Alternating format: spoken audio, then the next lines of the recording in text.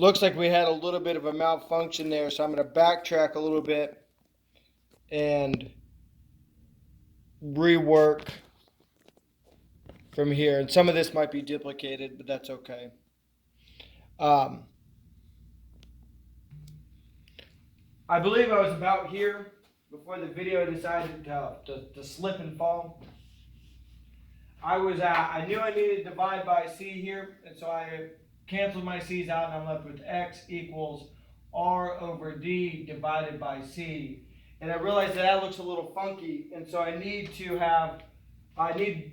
that fractions require other fractions, so I'm going to have r over d divided by c, and if I turn this into a fraction, it still doesn't look great, but then I could rewrite this and make it look a little better, and that's going to look like r over d divided by c over 1.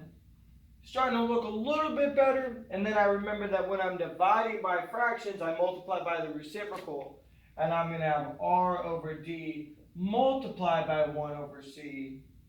And when I multiply fractions, I multiply straight across the top, and so that's going to leave me with r over d times c equals x as my final answer, because I just multiplied r and 1 and got r, d and c, got dc, and this got my final answer, which looks a lot cleaner than this did, a lot better than this, and this is my simplified final answer.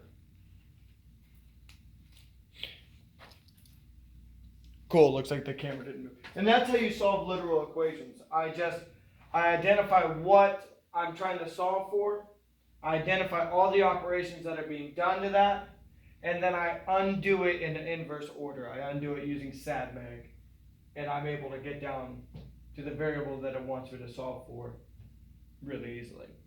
And that sort of that sort of problem manipulation works for manipulating formulas, works for manipulating direct and inverse variation, and it works very much so in the geometry units that we're about to start next week.